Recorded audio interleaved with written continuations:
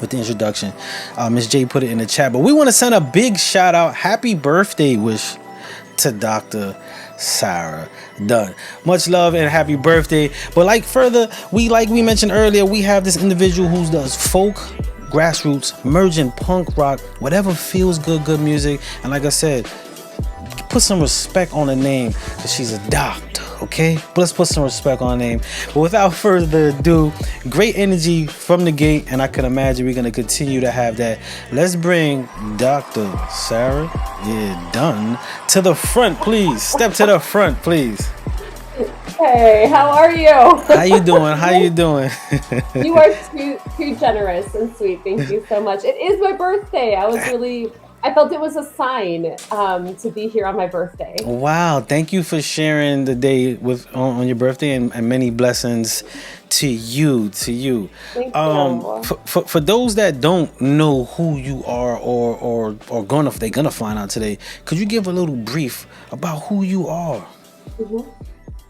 I am a regular person in Connecticut who I'm a singer-songwriter, so I write songs about my thoughts and my feelings, and I love sharing them with people and hearing what other people have to say. I'm a mom of two. I'm a single mom. I have pet chickens. I have pet cats, and I'm a psychologist who is a forensic psychologist by trade. So I've worked for many years in the Department of Corrections, and the last 10 years I've worked in skilled nursing, so long-term care for people with medical issues and schizophrenia or bipolar disorder or mental health issues, poverty, a lot of different health dynamics, addiction, support needs. And so I've just really had a lot of variety that has blessed my life, and I love bringing these things all together in music. Yeah. I must say, when someone introduces, when they start with "I'm a regular person," they got a whole lot of good stuff that they do. Whenever somebody starts off with, "Yeah, I'm just a regular person," you will find out. You will find out. Speaking of Dr. Sarah Dunn as a quote unquote regular person, could you take us back to the 3-year-old as you strake your hands across the keys of the black and white of a piano, and I don't want to say your first introductions to music, but being that young, incorporating music, what was that like? Oh man, music at first was a chore. Let's go back because I grew up in church, and so, and being Southern and from Georgia, and my parents were Southern from Southern Illinois, that like church and music hand in hand your whole entire life. Like there is no church without music. And so those things are deeply embedded in me, but also my parents grew up, my mom particularly, without much money. And so giving your kids music lessons was so important to show that you have like come up in the world to give your kids culture and lessons. And so when I was 3, whether we liked it or not, we were put on that piano and we set the little egg timer to 15 minutes, and you had to do your piano lessons, and how important that was for my family and for me to do as a symbol for my family, that we are coming out of 2 generations ago having dirt floors to having carpet. Wow. And while that sounds silly, I grew up with the privilege of never knowing those lives and how that experience was for my family. But I do recognize how important it was for me and how much it meant to my family that, my parents both worked so hard. My grandparents worked so hard for me to have music lessons. And I never not want to be grateful for that. I respect that. Yeah. And you even at 9 went into the violin. Like, so you went from this to this. Like, how was that transition? Was that an additional chore?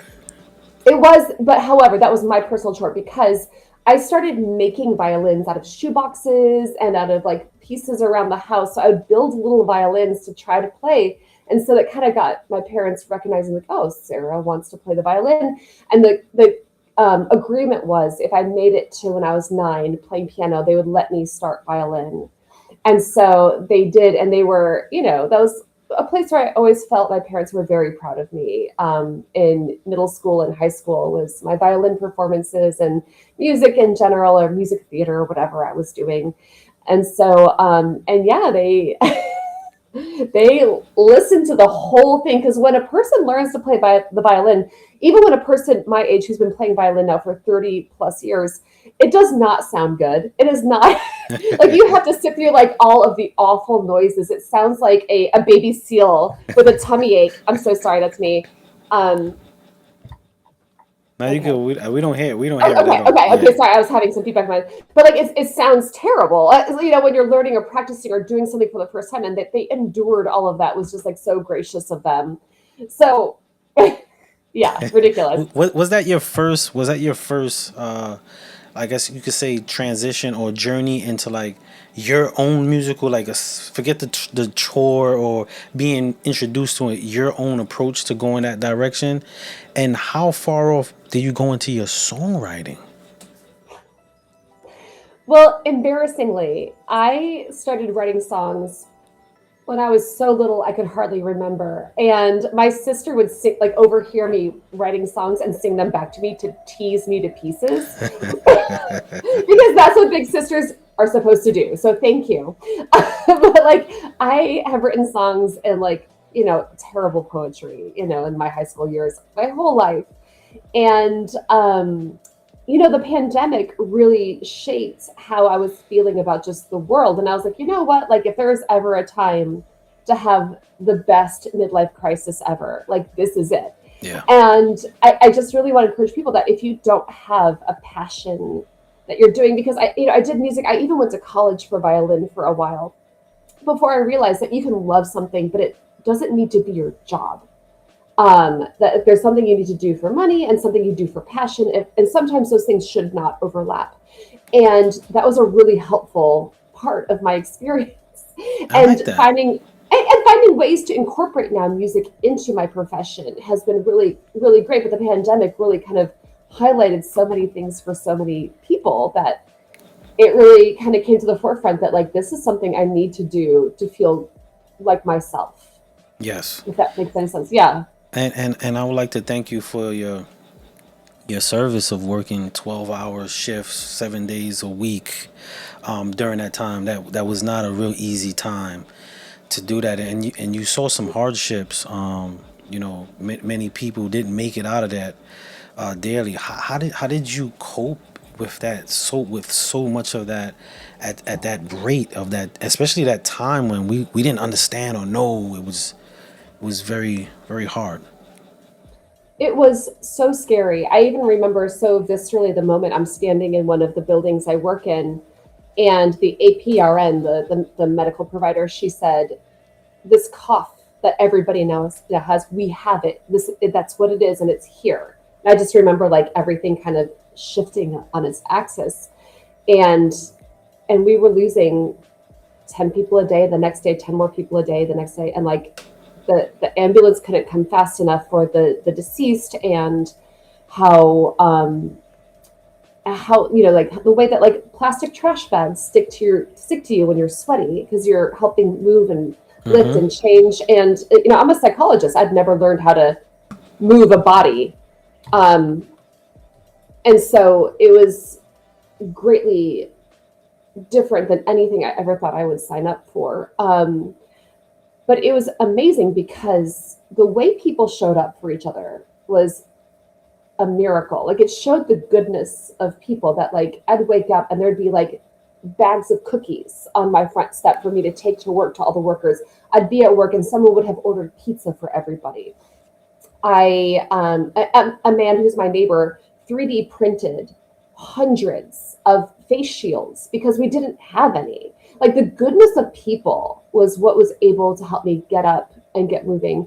I fully admit that I drank enough alcohol during that time for my lifetime limit, and I no longer drink because of that. Like I reached my lifetime limit. I realized I was drowning my heart, and I needed to not do that anymore.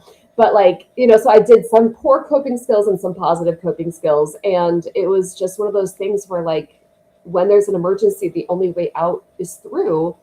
And the goodness of humanity, hand sewing face masks, making cards, making music, the people, anything corny anyone did online for a TikTok dance or a video, like that was the heart that helped people Yeah. who were with be suffering, like that sound of people like gasping for their life.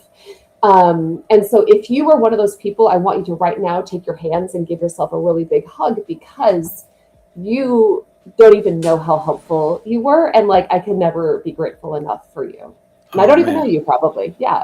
that's what's Yeah. up. That's what's up. It's Now, amazing.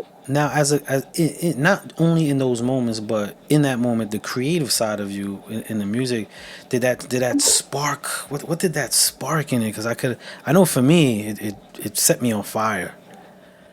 Yeah, like when everything's burned to the ground, you've got nowhere to go but up. And why not do it in like a beautiful upward spiral that like you've now got all this time and like quiet in the weirdest way.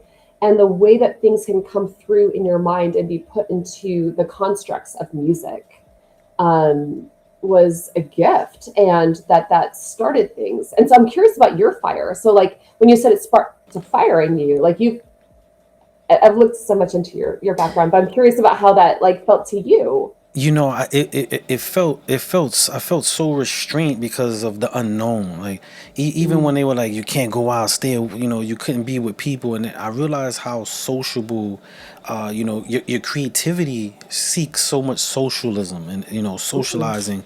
So I had something. So I wanted to do a show. I would do music. We shot music videos. Like anything we could do to find a way to like shout quietly, like shout and interact quietly, and it just snowballed into like creativity. Like so that it set me off. It set me off big time. See, I love that because I think a lot of musicians like you and me are a little bit subversive. That like when you tell us we can't be social, when you tell us we can't interact, we never want anything more than in that moment is to do exactly what we're not supposed to do and to find ways to do it and then make it awesome. That's no, you hit it on the nose. You hit it on the nose. That is so true. That is so true because even with the studio I was running, in the midst of it, I closed like really late when people Mhm. were like, "Don't do it," and I was letting people book sessions with masks, and it was like, "You can't do it," and I'm like, "Why? These, we need this. We need to keep and keep this sense of like humanity instead of so." Mhm. Yeah, I get you. When I was told no, you shouldn't, it was like, "Oh yeah, I'm going to. It's like actually I'm going to find a way. I'm Like going." watch this. Watch I'm go- this. I'm going to. I'm going to. Now, with you, you have two. I don't want to just say two fields that are kind of like on the opposite side of the spectrum. But how do you find the medium between the two as you as an individual? Oh gosh, like for like my profession, which is very like science and evidence based. Yes. Yeah, like it's interesting because like no matter what you do, we are all in the business of customer service. Like how do you meet a person where they are and take them where you want to go? And I have been so privileged that whether I was working in prisons or presently in healthcare, that I have been given a lot of room that they're like, do what it takes. Is this what's going to work? Is this what it takes? Like, then like, fine, do the thing. And so I've had like, even going back to my first years, like working with people on parole in Compton, with high risk sex offenders on parole or people on probation for committing sex offenses or just people with addiction issues, and doing music therapy and having that be a way of like talking about feelings because so much of like our emotional expression is through music. And when people struggle to like identify feelings and thoughts and how their like inner experience is, that's often when people look to numb that with drugs or behaviors that are problematic for their goals. And so music is such like a unifying factor to be able to learn to talk about things and learn to talk about your feelings and like share them with other people in a way that is at least through something. So it's a little in a way less vulnerable in the moment in the room. And it has been a fantastic experience. And one of my favorite stories is my last day at one of the prisons I worked at. I'm walking out with all my stuff. It's my last day. I am like 8.5 months pregnant. I was like way past what I should be at work. And I'm carrying out a stack of CDs because it was so long ago. And the officer looks at me and goes, "How did you bring those in?" And I was like, I just walked in with them. And they're like, "Nobody stopped you. You shouldn't have those here." I'm like, "Yep, shouldn't have them here." I ran to my car so fast. I was like, "Peace out." Yeah, like, wait a second. You can't write me up now. I don't know. I did So, not know. well, you was in and out. You was in and out. In and out. I had contraband the whole time, and I didn't even know. And what can you do? So I was just like, well, gotta go.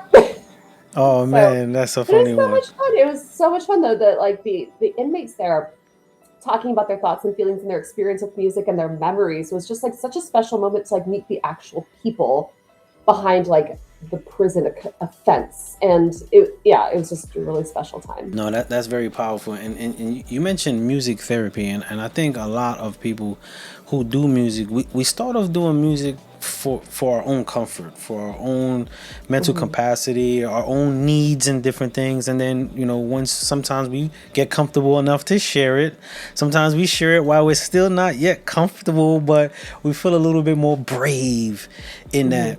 When you mention music therapy, how simple, like sometimes we think of it as like a complex curriculum and so much stuff, but how simple and easy accessible is music therapy when you chalk it up like that?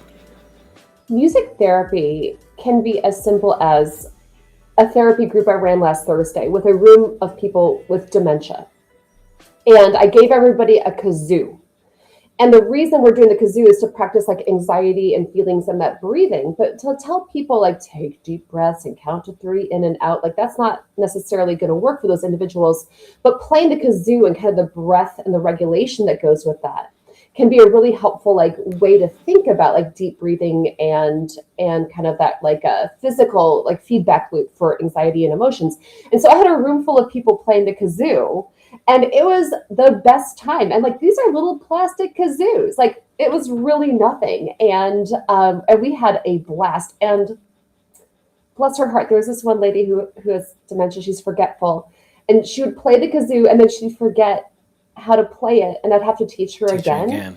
And she was delighted every single time. She'd be like, I'd be like, into the kazoo, and she would do it. And she'd go, oh, I did it! And like over and over and over again for the hour. It was like the best experience I've had in the longest time. Just like the beautiful way of like her joy every single time of learning to play the kazoo 10 times in an hour. Like everyone was just cracking up and having such a good time because her joy was infectious. And like that is what we are here for. That's right. That's powerful right there. Like just as simple as that, like you said, that's music therapy. Now, as a musician, even in the profession you practice, these things are not easy, and life is life. And was there ever a moment where you were like, I don't know about this. I don't think I'm gonna even. And you just, how did you get past that, and what motivated you to just keep on pushing? There have been so many times. There was a time in my internship even where I had to walk out of the facility in my socks because my shoes had blood exposure. And yeah, like the officer was like, Sarah, and I turned around and I realized I had like there was blood on the floor and I'm standing in it. And he like hugs me and picks me up and pulls me out of my shoes and like puts me down in my socks. And I was like, I just like walked by my supervisor's office. I'm like, I'm out of here. And I just kept going in my car. I was like, I'll be back tomorrow. But like, it's so interesting. Like when you have the honor and privilege of people's agreeing to be vulnerable and agreeing to let you get to know them, like that can like really lift you and carry you through the hard times. Like you're coming back because these are people who have chosen to let you into their world and let you into their thoughts and feelings in a way that they have not before. And like that is such like a life preserver on my heart, that like going every day, like I have the best job in the world, and I don't know why everybody isn't a psychologist, and I'm kind of glad because I appreciate the job security, but like at the same time, like I get to do my job every day, and it's the best thing a person could ever do. What makes a great psych? What makes, because when people hear it kind of gets boxed into like not even like a human being. It's just like a thing, and it comes with a cloud of like, I'm not well, something's wrong with me. Like, what makes a Right. great individual in that position? Yes. Oh gosh, that's so interesting because I think whatever your background is, anybody, because I went to grad school in Los Angeles, so there's people who are like former performers, former actors, former lawyers, former like all sorts of people from all over the world. People who are like, my parents assumed that I'm going to grow up and like work in the family restaurant. You know, like they just had no like concept of like higher education, and so anybody who's willing to just put themselves aside and listen can be a great psychologist. Like, yes, you have to memorize a bazillion things, and that's fine. But like, you can engage in therapy when you're willing to hear that person outside of yourself. And I think that that can be a really lovely experience of being like, my judgments, my feelings are put to the side, and to find and listen for the best in this person. And how lovely is it to be talking with somebody who you can trust to see you for your best self, if that Right. makes sense. No, it really does. It really does. Now, Yeah. like my wheels is running. Like, sounds like I something I could see, do. I This see. sounds There's like like a something. hamster in there, like, You know, and I'm like, hold on, wait a second. This sounds like something I could do, or willing to do, willing to do. Now, how much of that vulnerability do you exercise in your creative space with your music for you? oh my gosh, there is nothing more humbling than recording music. Because if you're my age, you can think of it like hearing your voice on an answering machine and being like, how awful that feels. And then, and you're like, okay, now I'm going to do it, but I'm going to sing. Like how your singing is so vulnerable in that moment. And all I can do is, I was raised in the church, and while I presently am not a religious person in as much as that formal type of religion, I always do really love that verse in the Bible in Psalms that says, "Make a joyful noise unto the Lord." And like, it doesn't matter if it's a good noise. It doesn't matter if it's a beautiful noise. Are you making a noise? That's fantastic. Like, that's literally where God is like, thank you. Like, that's enough. And so if you're making the noise, like, that's all that matters. And so when I do music therapy, when I talk to people about like making music or listening to music, I'm like, listen, it does not matter. You don't have to be good at anything. You just have to make a joyful noise. And I find that to be a very grounding perspective. I like that. I like Yeah. that. That's really because you got to put it out there, and noise, like if we want to get crazy with it, like noise is subject to perspective. It's subject to For someone, you might say yeah. something and some like, I need, like we was talking, some you might need to hear that, you might need to hear it, most Hmm. definitely that. Now Yeah. let's talk gunpowder for a little bit. Let's talk gunpowder for a little bit.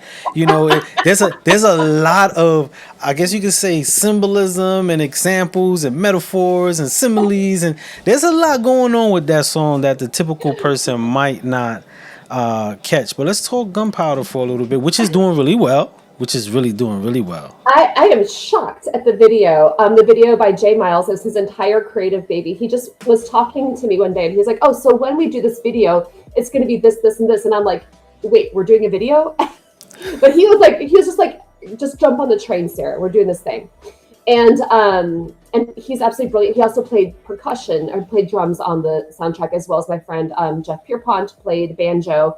Steve Rogers did a lot of the other instrumentation, and so but yeah, it's a cool song because like it goes back to like a very specific river that I grew up near in Georgia, with a dogwood tree. But then it also kind of goes into this whole idea of not being able to be your best self in the ending of a relationship. How sometimes like you maybe just kind of need to blow it up, to say goodbye. And that's not, I'm not saying that's healthy. I'm not saying that's okay. I'm just saying that you can feel that way. And sometimes you do that.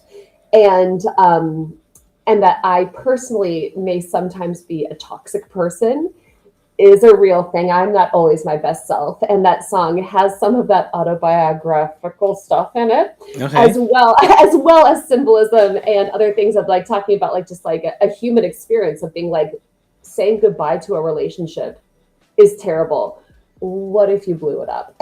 what, What if you if you literally blew what it if you up? just blew it up? Yeah, like Itsy bitty pieces, right? How you just blow it that is up. is a choice. You can choose to blow it all up. Like so that was kind of the idea of the song. Gotcha. Now, when you approach songs, do you write them of like current situations or moods, or kind of like just I'm going in this direction, and then we'll paint the picture of what that means. I'll usually start with like an idea or like a concept or like even like a phrase, and the song kind of builds around that. And usually, what I think I'm starting with is not always what I finish with, and so forgive me. No, you could. Okay, I'm glad you can't hear that. But like so, sometimes it'll just end up in an entirely different place than where I start, and but I do like a lot of pen and paper stuff, and so I'm such like a cute little notebook girly.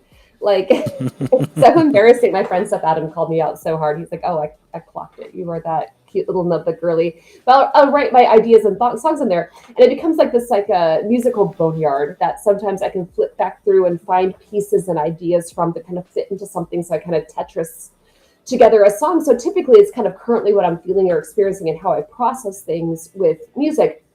Though recently, a notebook literally fell off the shelf and opened to a page, and I was like, "Oh, I should finish that song right there," and I did. And like, so it's just who knows, who knows.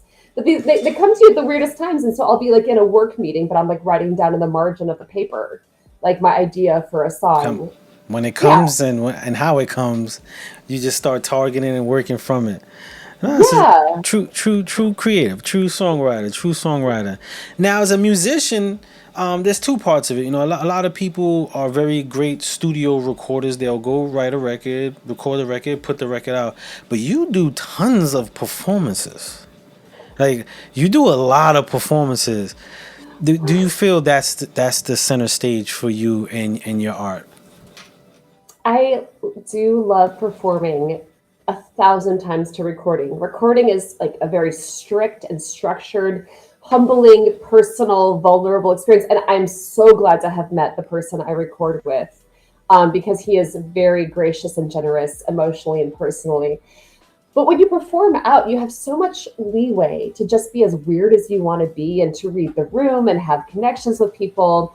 And like just, 2 months ago, I was playing out in this cafe in Meriden, Connecticut, which no one has ever heard of. And a woman, as she's leaving, she like puts a dollar in my jar and she goes, "One of your songs made me cry." And I was like, Oh like, wow. like I'll never see her again. But like that we had a minute that I wasn't even aware of was just like a really lovely thing. And I know for myself when I go see performances that I will often learn words or ways of saying things to express emotions that I didn't know I needed. And it's a really cool experience. Wow, that's powerful right there. To make someone feel, through the music and having them express it is very important. Now, Yeah. when we're creating, a lot of times I don't want to say artists are vain, but we love to hear people love our work, or we love to hear people enjoy. Like we enjoy that. Is your music for you right now? Is it a personal journey for you, or you are sharing that to the universe, hoping they march along with you? No, my music is just for me, and if anyone else happens to like it, that is fantastic, and I love that. I think that, especially from my experience living in Los Angeles, I think a lot of musicians and creatives in general are often looking to share the vulnerability of their art in a way to kind of fill a hole in their heart. And if that is what you're looking to do for someone else to help you feel whole, you're going to be disappointed. Yep. And that's where a lot of the mental health talk about musicians comes in. And for myself, kind of really holding tight to that anchor of like, this is music for me. And if someone else likes it, that's fine. But like, I want to be 85 one day and have an album that I wrote and be like, I did that and I'm pleased with myself for who I was at the time that did that. And that's enough. That's right. That's right, Yeah. man. I get to 85. I'm still spitting. Yo, check me out, y'all. I'm still at it. They're gonna be like, Gramps, chill out. I'm be like, nah, I got this. Y'all, You're going to be adorable when you're y'all 85, been, by the way, yeah. just saying. Thank you, thank you. I'm like, yo, check it. I got bars. I got bars. But you seriously, yeah. you said something that is very interesting and very true. You mentioned how sometimes as individuals we have a hole or some space that we're trying to fill, and sometimes we look outward for that. As a forensic, that's details. Like you got to be very good with details. But in your point and perspective of like creativity, what are some of the possible reasons you think people are seeking that outside validation? I mean, the world is cruel, and to seek that outside validation is understandable. Like why you would look to be like, am I okay? Like, can I have someone else like give me some feedback, give me some validation? Like that makes a lot of sense because like what does it mean to be successful? And paying your bills with your art is often people's kind of line in the sand. And for a lot of people, that just may never happen. There's so many brilliant musicians throughout time who were never recognized until long after they were dead. Like that's just the reality. Yeah. And while people love art, and in times of emergency like the pandemic, we all turned to art, we turned to music, we turned to TV, we turned to movies, like, and we appreciate them in a pinch. It's like, from the day to day, we often have a cultural opportunity to consider like the arts and that kind of investment. And so when a person who's, emotional and creative goes into this looking for like, is this good enough? Is this reasonable? Is this real? Like that, that can be a very difficult thing to work on. And I always encourage people to, get to have therapy, to talk about the things that you're thinking and feeling, to have not music be your only therapy, but to have it be a parallel for your own growth and development, because having a professional input on your well-being can be really important, especially if you become successful, because woof, that is a ton of pressure Yeah. that nobody needs. I mean, yeah, so it's complicated for a lot of people. It really is. And you said Mhm. something that I rarely hear people say. You said your only outlet of therapy. Like if you can't have like that only outlet of therapy, could you go a little bit in depth of what that is? Because I know a lot of artists and just we Mhm. as people as general, those listening on the app or on Instagram, we go through things, we feel things, we're going through things while we going through other things. So could you Mhm. could you could you expound on that a little bit and how that could be useful for anyone listening? Yeah, I think that, whatever a person's going through, you are truly the only person who's ever experienced it the way that you have felt it. But to learn how to express it to somebody else, to learn how to put it into words, how to process it, how to frame it, how to make sense of it in the context of who you are and where the world is immeasurably helpful. And so when people say, well, singing is my music, well, this is my therapy, or music is my therapy, singing is my therapy, writing songs is my therapy, like that's great, but that is one parallel. And if that's also your job should not be your therapy. And your artistic outlet of expressing yourself should not necessarily be your therapy. To have many avenues of ways of making yourself a well-rounded person is imperative to well-being. And so to have therapy plus, eating healthy food, drinking enough water, and sleeping at night, and going for a walk every day. And that sounds corny, but darn if I could not ask musicians to please drink a glass of water. Um, I'm one. I need to. I'm one. Drink some water. Or, so to have all of those things put together, because if you are a musician and that is your profession, that is your goal, you need to not be a hot mess of a person. You need to take care of yourself, because that makes your body your instrument. And so are you taking care of it? Like I would to my guitar. Are you cleaning it? Are you changing the strings to your body? Are you sleeping well? Are you eating? Are you not drinking a lot of alcohol? Are you eating a vegetable every day? Are you taking a vitamin? Are you taking your psych meds? Like those things that we think of. Like it's not cute, it's not classy, it's not exciting or like, hip to be like, I had 8 hours of sleep last night and now I'm in the studio. That's not what we see on TV. That's not glamorous. Yeah. But those are the people that people actually want to work with in the industry, is people who are well-rounded, who can manage their own lives, show up on time, and be present as cogent, consonant people. And your mental health is such an important part of that. That's so deep. Yeah. As you was explaining and saying that, I just posed a question to myself. Like sometimes we as individuals think the things that we are doing is our therapy, but sometimes it could just be our escape, not really our therapy. So because when you Oh. said your job shouldn't be your therapy, and sometimes we as musicians think, oh yeah, I'm doing my music and I'm in a good place, but it could Mhm. be just the escape, and you're not really working through or with what you need to advance. So that posed a really interesting moment as you were speaking. I was like, that really hits. I like that. I like that. It's very interesting. Is that something you're going to be working on now? Is like kind of reckoning with that? I'm gonna see what forms from that. Yeah, I'm one of those Very individuals. I'm gonna cool. see what forms from that. That there might be a way to revert the escape into some type of therapy, but you gotta, like they say, you have to work it, right? That's what they say with therapy. You have to work it. You just can't Yes. you gotta work it. You gotta work it. Because therapy is about change. Like if change was easy, everyone would do it, and I'd become a librarian or something. But like if the point of therapy is to be a better version of yourself, you have to be willing to change, willing to flex, willing to be flexible. And I think about what you talked about and how like with music or other things as catharsis, like you are expressing feelings, but that doesn't mean you're necessarily processing it and thinking about how it impacts you or it impacts your behavior with other people in your life outside of that microphone. And so that's where like the kind of rubber meets the road in my thoughts. What do you think about that?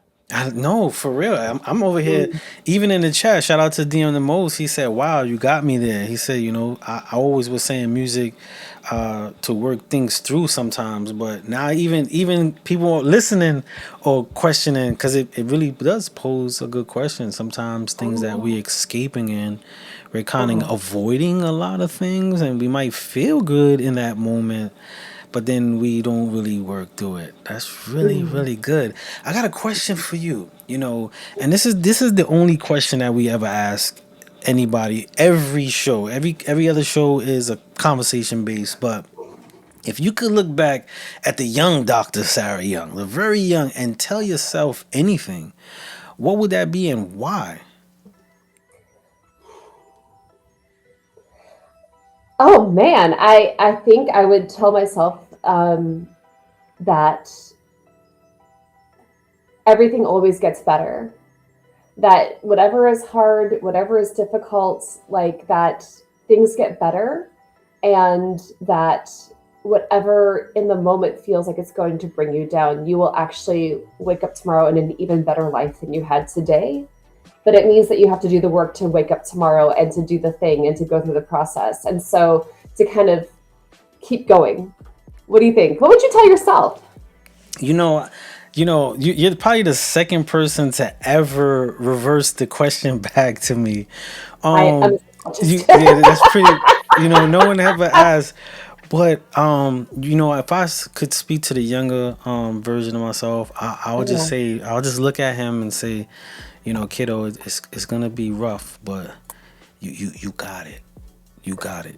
It's gonna be rough, but you got it. And I say that because all my mistakes, all my hardships, going through them at those moments were heartbreaking and put me in a world of emotional distress. But there was a Mhm. gem at the end of every single hardship I ever been through. There was a gem that I don't know if everywhere else has those gems, like going through that, and it all helped me now. So it's very valuable. So I would just say, it's gonna be rough, young man. It's gonna be rough, but you got this. Like you got this. And then I Mhm. probably kick myself in the ass, like, yeah, you could go now. Like, you could go. You could go. Get out, pipsqueak. This is how you're going to be the most adorable old man. I can already tell. Like when you're 85, you'll be a treasure. I'm telling you, I'm gonna But be rapping. I'm gonna be rapping. It's that's fantastic. they're in trouble. They're in trouble. So you got a lot that you've done. What are you cooking up now? What's next and what's lined up for you? Well, I have my third album that I was supposed to finish last October. that I'm Okay. still working on. But I think that that is an opportunity to give yourself some grace, that like you think you can do something and sometimes it just takes way more time than you think it's going to. And that is okay. And that's something I'm telling myself is like, stick with it to get what you really want rather than just cranking out something that's not going to be something you're proud That's of. true. So there's that. And also like I have no one to please but myself with this. So if it takes longer, it takes longer, and that's okay. So I've got that coming out, and I've just started organizing a festival that's a fundraiser for chickens, Okay. for a chicken rescue. So that's really exciting. That's going to be August 1st here in Connecticut, and yeah, just getting So things I done. just can't let that one fly real quick. You just said you're doing a Okay. fundraiser for chicken rescue. I can't let that fly. Like just okay, yeah, okay, next. You gotta give me a little bit more of the chicken rescue situation. Like what's happening with the fundraiser? Okay, well, I'm a chicken mom in addition to a mom of humans. I have my pet chickens, and I'm a crazy chicken lady. And so Red Clover Farm in Seymour, Connecticut, like rehomes chickens and rehomes roosters, which often will just end up like in the chicken nugget pile. Okay. And so people who need to rehome their chickens or to rescue chickens who are being neglected or abused, they go to Red Clover Farm, and this woman is like rehoming them. So this fundraiser, this festival on August 1st is to raise money for chicken food, for chicken bedding, for like just the gas in the car to like help chickens get to their forever homes, whether it is on a farm where they become a nugget graciously and ethically, or otherwise just to be a pet. But it's like to help, to help animals and to help this process and this thing that this woman is doing like selflessly right now. And it's a really great opportunity because like chickens are delicious and they're incredibly adorable. And so There you yeah. go. You finding a way to find whatever side of the balance scale it goes. We making sure it works, right? That's great. Absolutely. That's good. Yeah. Okay, you Yeah. gave some perspective because I was trying to figure out like what's happening with the chickens. Like, With the chickens, no, I'm a crazy chicken mom. say okay, we got a few questions from the chat I want to get to, and one of the questions in the chat was, did you ever hear of the San Quentin father daughter dance that was in California? Did you hear about that? I know of it, but I was not there at the time. I'm wondering what they were curious about, or if you know about it. Yeah, no, I do. And no, they were just saying that feels like it was therapeutic. That question came in the therapeutic time we were talking. I just didn't want to Yeah, interrupt the conversation, but one of our viewers, family members, actually spearheaded that moment, and that was a very, very, very powerful moment. that's fantastic because San Quentin is the prison in California where individuals who are on death row are, and to give people in that cruel circumstance, from my professional opinion, that cruel circumstance of life, and experience, to give them hope and connection and family is immeasurably beautiful. And thank you, whoever you are. I don't know how to see the chat, and I just am so grateful to you. So thank you so much for Gotcha. doing that. When I first heard of it, Yeah. I don't want to say they was like it's gonna be bad or fail, but when I first heard of it, I said it's gonna be a success, and they were like, Yeah. "You sure?" And I'm like, "Yes, that is gonna be a success," and it was beautiful to see the outcome. We have a few more questions, and one of the other questions, they were just from your opinion. Why do you think creatives often have mental battles, and dwell there, and they dwell there? Yeah, it is such a thing that like throughout time, whether it's like Hemingway or anybody else, the mental health and creativity dynamic going hand in hand. I think people who are creatives feel things so deeply. That's what shapes their art. The emotions is what speaks to form, whether it's music or sculpture or anything else or poetry. And that with that deep feeling often comes with that deep sense of kind of like how to organize those emotions, which can lead into experiences of depression, anxiety, and whatever. And so learning to harness those feelings into a way that can be proactive for the art that you're making, by going to therapy, by taking medication, by having the exercise and proper diet that can all be part of that constellation, is critical, because I think like that deepness of feeling can then open a window to kind of like being stuck in it, because you can have the feelings but knowing what to do with it is where people often have that struggle and where that stuckness can happen. Does that make sense? That makes a lot of sense. A lot of Oh, sense. okay, cool. DM the most said, "Does she take TRICARE? Because I need a therapist." he he tr- he trying to lock in.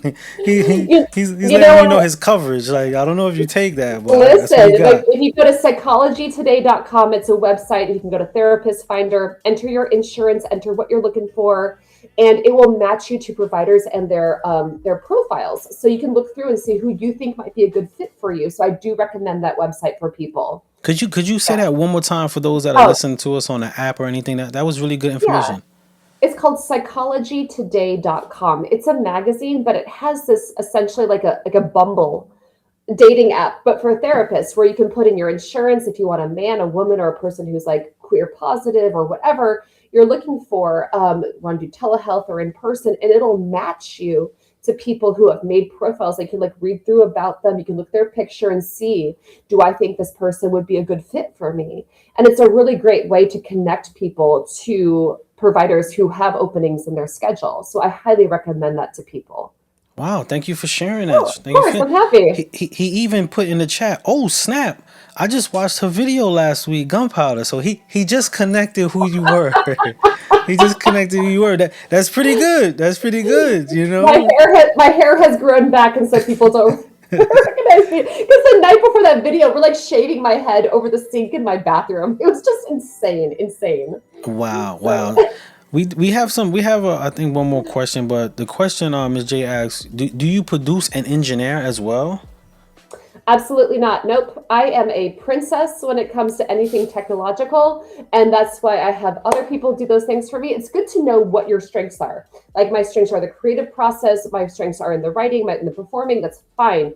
But I also know that I don't have the patience or the expertise, and there are some people who are just so darn good at it that that is a place where I save my pennies and I invest in a solution with other people who are producers and recorders. Because like when people are good at it, they are fantastic. And why not just use what other people are good at? I just know your limitations and set your expectations. Save your pennies and invest in a solution.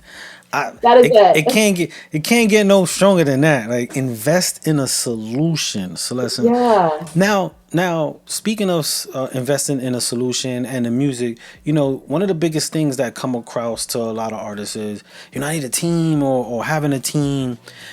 How important was that for you? And do you have a team? And if not, how do you get things done? I mean, I have a huge support network in my entire life through 1,000 different things. Like my boss is supportive. Like I have so many wonderful people in my life. But when it comes to music, I just, after my kids go to bed or before, I wake up early and I set aside time and I have to be disciplined. Like it sucks, but like, I wake up early and while I have my coffee before they wake up, like I have to make that time to write, to practice, or after they go to bed, I make sure I practice every day. And I think that's like not glamorous or cool to be like, I sit down and practice every day. But that is what makes a person a musician, is becoming better at the thing. Like if you want to be good, you have to do it. And so, yeah, like I have people who care about me deeply, who make sure that I'm okay. But when it comes to like my team, like I have like, a one-stop shop. I have my guy who's my recording guy who does everything. My video guy, I just happened to know, and then I stole him from my Irish band. So like it just happens that way. Like I don't personally have a music team, but I have a lot of discipline, and that also helps my budget because I am free. My time is my money, and I can sit in my basement and do my thing. You kind of capped it to everyone's invest in solutions and study and learn. But for those artists that are out there and saying like stressing, I need a team. If you could give them any advice, what kind of advice would you give an individual who is just stressing? I need a team. I need a team. I need them to be down with me. I mean, you need friends who will give you honest feedback, but when it comes down to it, the only person making your art is you. And so to invest your time, your effort into being the best you can be by practicing, by studying, by watching other people, by listening, by taking a lesson, like take a lesson. That is where it really matters. Like before you worry about who's all around you, make sure that you've invested in yourself and in your ability to do the craft. There you go. Yeah.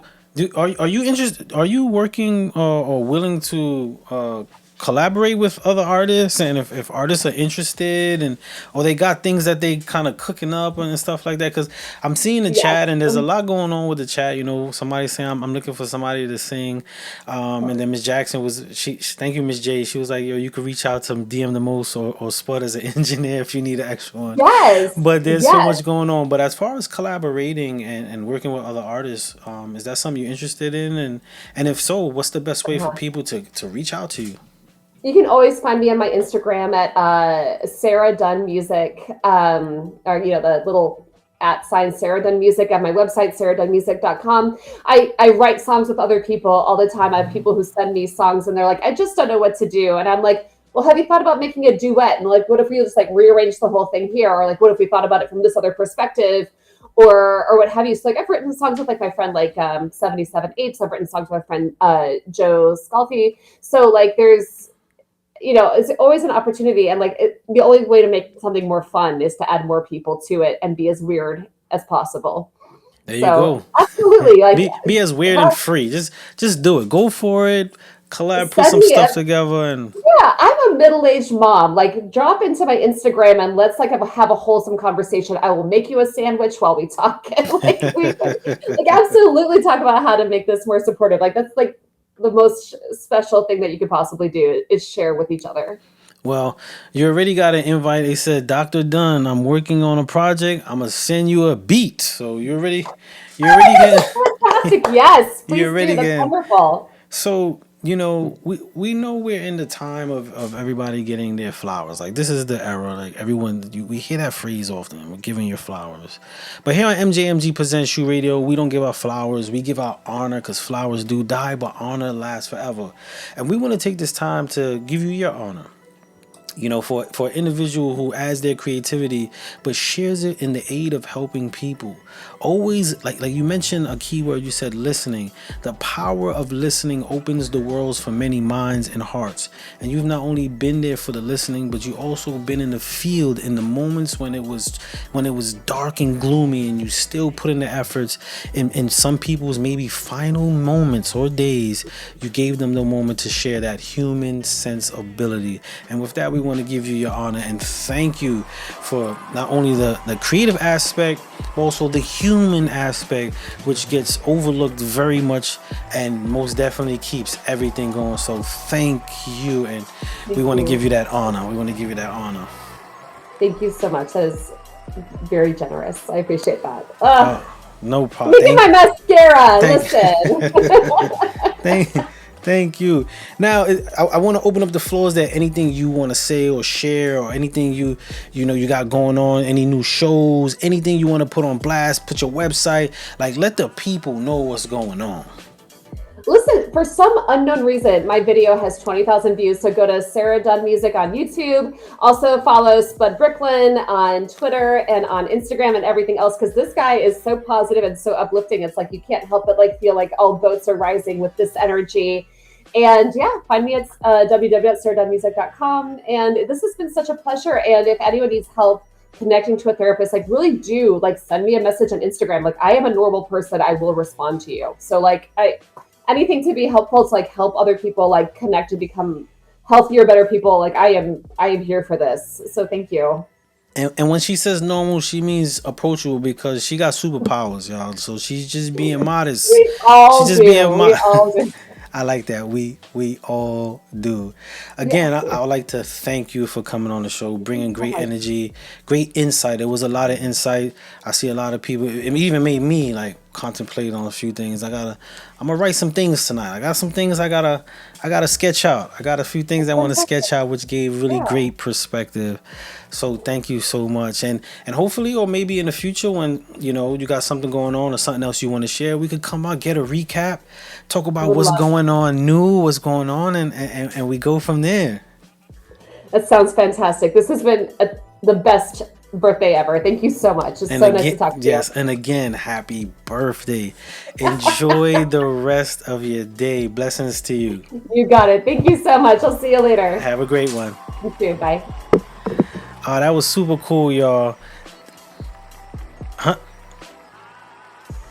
Oh, thank you. We're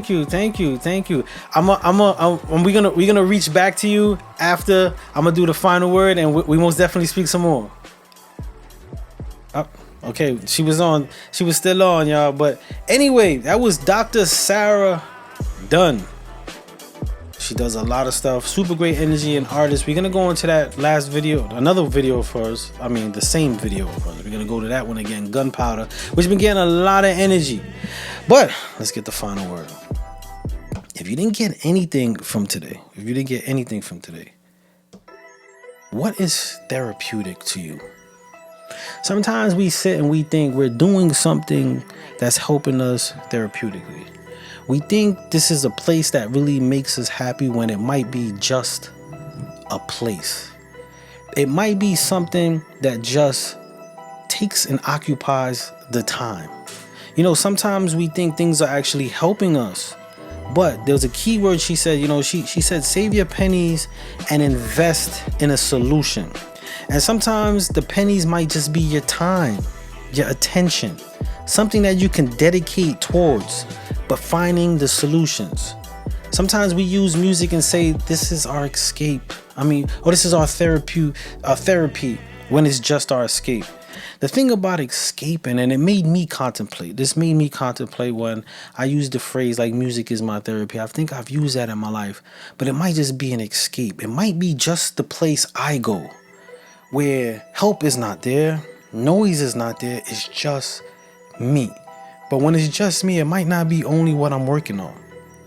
So whatever it's your place, whether it's therapeutic or your escape, what you have to do between the both, you have to work through it. You have to work in it and you have to work with it. Because other than that, it might just be a place that we put a title on. And we're talking music, work, life, family, friendship, you name it, whatever it could be. You have to invest in a solution. And solutions might not be just for when the problems occur, but could be the things that we work on. I want to send a big shout out to everybody that was on tonight. I want to send a big shout out to Sarah Dunn as well. That was super dope. We're going to go into Gunpowder real quick, y'all. Y'all have a good night. Keep safe, keep creative. And remember, work on those solutions.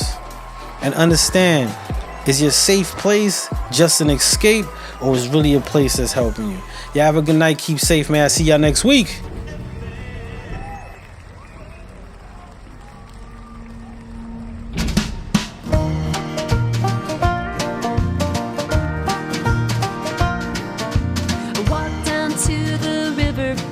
Where the dogwood trees don't speak, I carved your name into the sand, which the river took away by 3.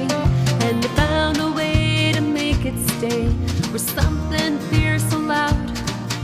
I wrote your name in gunpowder, just to hear it said out loud. The sky lit up with an amber light, and the smoke curled like your hair. I watched it into the dark, like you were never there. And the fire didn't bring you back, but it spoke truth to the sound. Wrote your name in gunpowder, just to hear it said out loud. It burned like all the letters that I never meant to send. It crackled like your laughter when you said this was the end.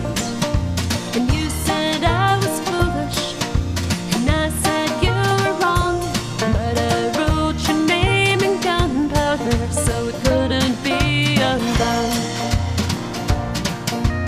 Folks say grief is made for time, but mine is made for flame. I watched your letters disappear, and a shot bang was your name. And it didn't call you back to me, and it didn't make things right. I stood there with my shaking hands, and I saw